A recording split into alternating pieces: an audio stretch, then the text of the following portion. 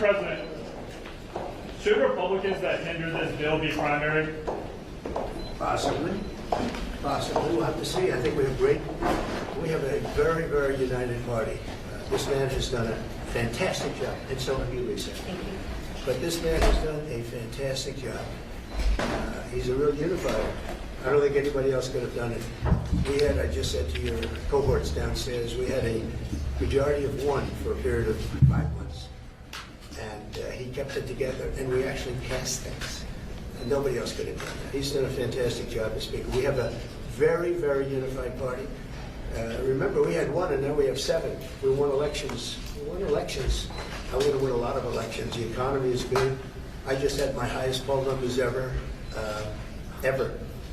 And we had a big trip to the Middle East. We took in $5.1 trillion. We brought it back to our country. 180 Boeing aircraft are being built now because of that trip, and many other things. That's the least of it. Andy Harris said he didn't convince enough people to vote for the bill. He said he didn't adequately convince enough people to vote for the bill.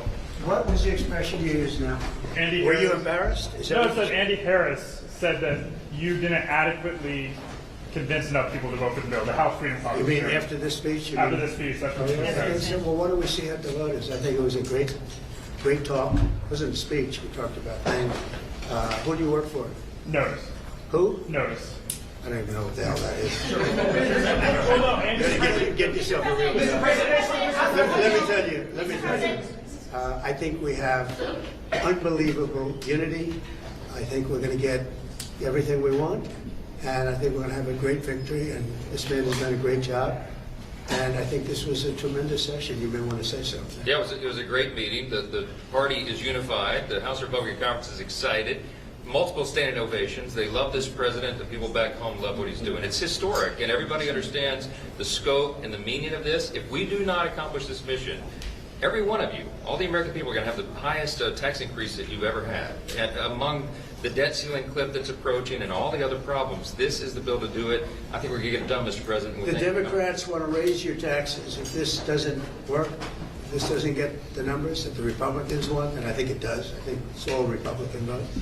The Democrats are going to be raising your taxes by 68%. And they will not do the, we're going to have an 85% cut in drug costs. 85% cut in drug costs. The Democrats, the drug prices are going to go up. I can't imagine a Democrat not voting for this. I think the Democrats, if they don't vote for it, that means they're voting for an increase in drug prices. Think of that, versus an 80 to an 85, maybe 75, but could be an 85% cut in drug costs. Okay. Mr. President, will you need to reach out to individual members? Will you need to make a pitch to individual members? I don't think so. No, that's what I did. That's really what we did today. I think it was a really great. That was a meeting of love. Let me tell you, that was love in that room. There was no shouting. I think it was a meeting of love. There were a couple of things that we talked about specifically where some people felt a little bit one way or the other, not a big deal.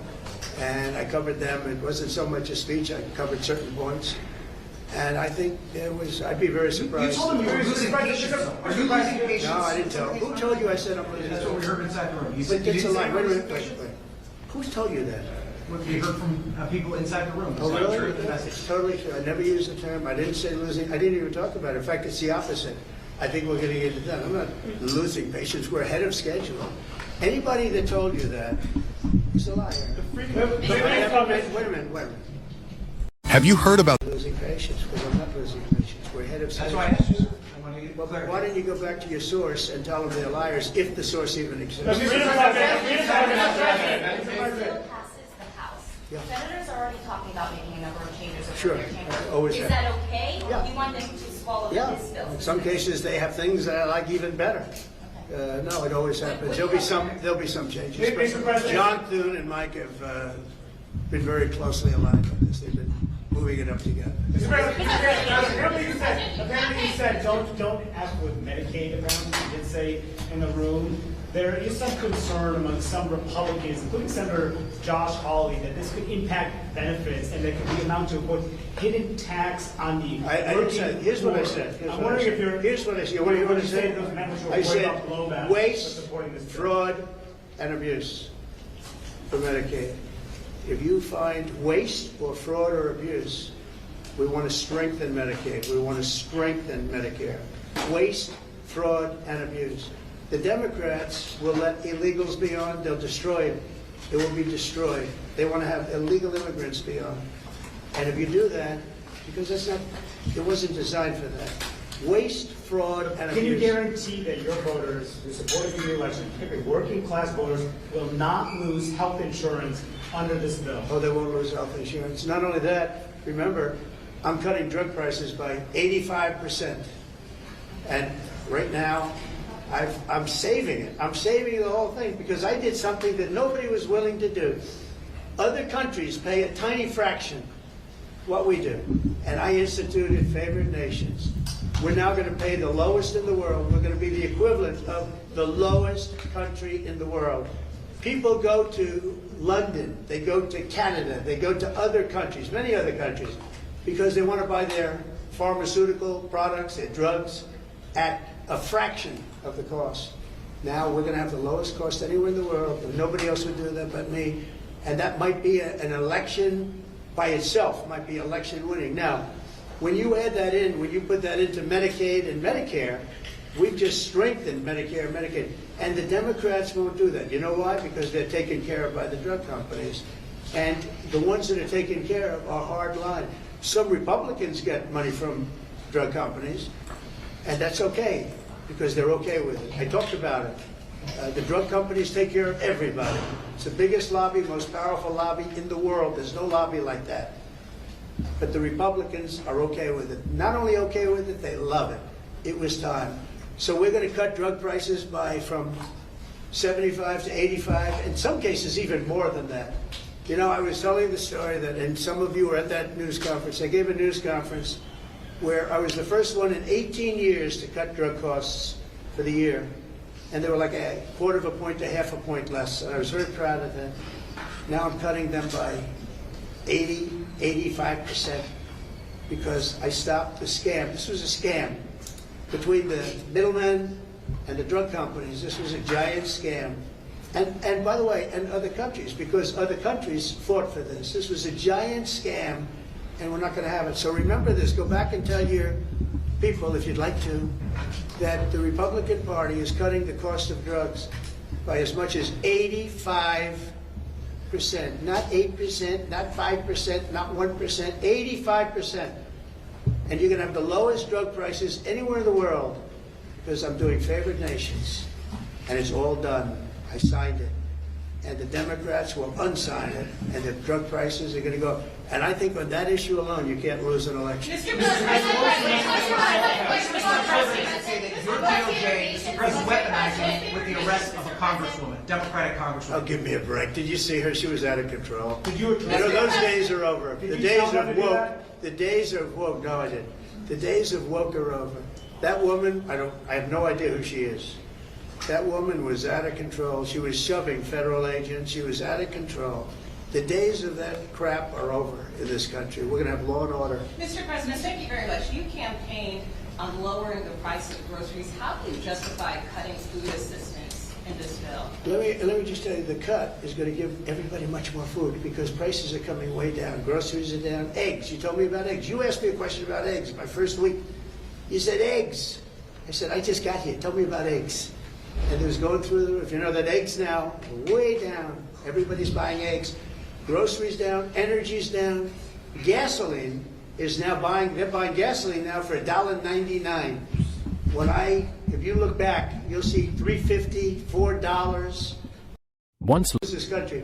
Our country now is respected all over the world. All over the world we're respected. We were a laughing stock. The entire world we were a laughing stock.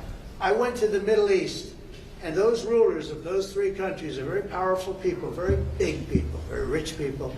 They respect our country again. China was going to take them over. You know, China was going to they were going to get into the, if you look, Saudi Arabia, you take a little look what was happening with Qatar, UAE, great people, unbelievable leaders, but they were abandoned by this country. And they're not going to China anymore. They love us, we love them. We're going to take care of them, and they're going to take care of us. We came back with $5.1 trillion. Trillion.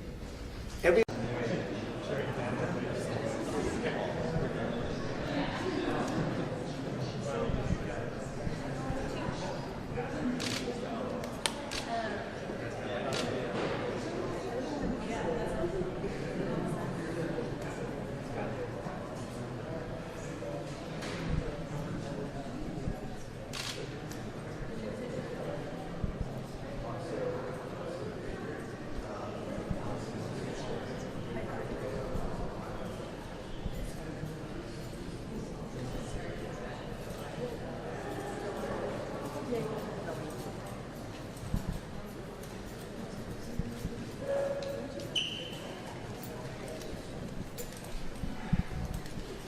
If you will be waiting for me, I have a brief statement to make. Oh boy. Excuse me.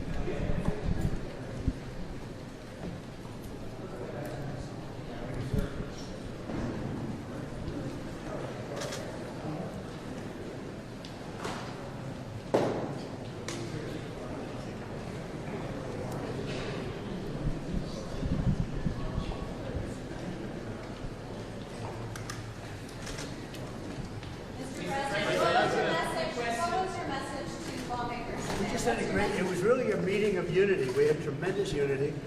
There's a lot of love in the room, and I think we're going to have a big victory. Mr. President, will you impose new sanctions? I think anybody that didn't support it as a Republican, I would consider to be a fool. It's a great bill. It's a great bill for America, more importantly. Mr. President, will you impose new sanctions on Russia? How involved are you going to be in terms of whipping up the vote? Are you going to be calling them? I think we're in good shape. I don't know, I can't tell you that, but this was a meeting of love. There's great unity in that room, and it's the biggest tax cut in American history. And if it doesn't pass, everybody's going to get a 68% tax increase. This must be. You beat that. Also, one other thing, you're going to get an 85% reduction in drugs. 85% reduction. Not 1/4%, not an increase. The Democrats, you're going to pay 25% more for drugs. With me, because of what I've instituted, favored nations, the people of America, it's about time, going to get an 85% reduction. They're going to be paying the lowest price in the world.